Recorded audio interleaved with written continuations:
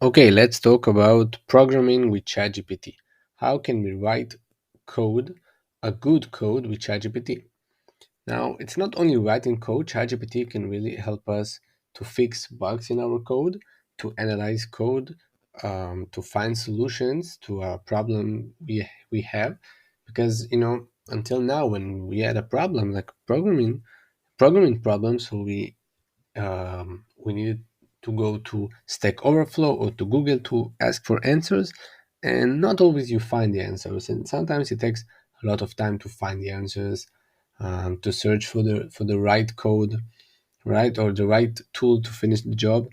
And ChatGPT is really making a revolution in this kind of field because you can really feel the change with ChatGPT in coding and programming because he gives you an immediate answers to questions and saves you a lot of time.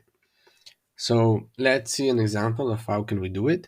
We'll start with asking him to write a simple code, right now it's a JavaScript code that connects to ChatGPT API, to his own API. So it's the OpenAI API. So we write me a JavaScript code that connects to um, OpenAI API,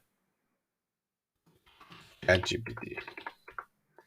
Okay, so they just released a new API, and we want to write a simple JavaScript code that connects to the API.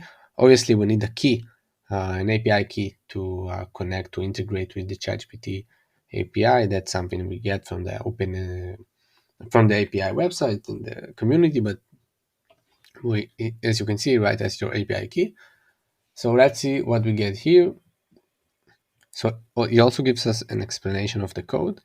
So like he's not only writing the code and that's it. He always gives you an explanation, and you can always ask him to explain more if you need.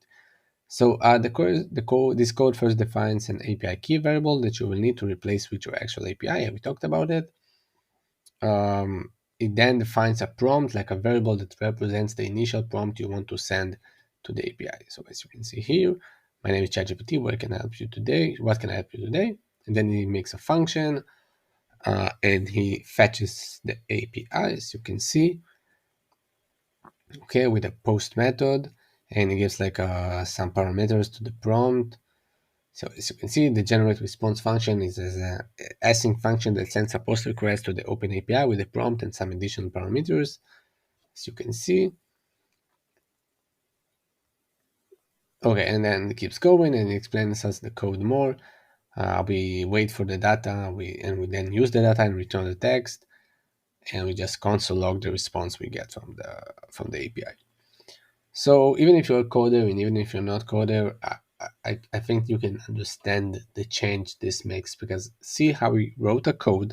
It's not a complicated code, but like this is an integration with an API, something that we do all the time in web development and in programming in general.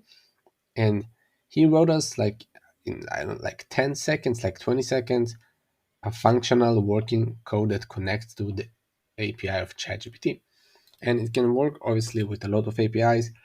I've done it one time with the Spotify API, and you can do it with whatever you want.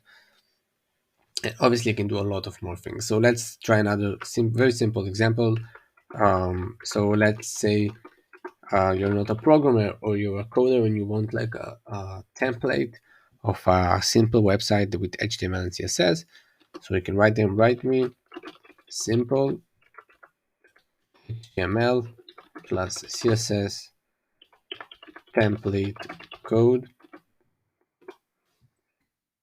and it should bring us like a simple code that is like a HTML and CSS template that we can use all the time. So as you can see, he gives the CSS code inside the HTML file. Right, it's just a simple code, not nothing big, but it's like a template we can use all the time. And to start for something, like not to start from scratch, and you can use this, and you have like a functional um, website with with a header and a footer and stuff like that. Right, so it keeps going and he writes the code for us, and I think this is a great tool for everybody that codes.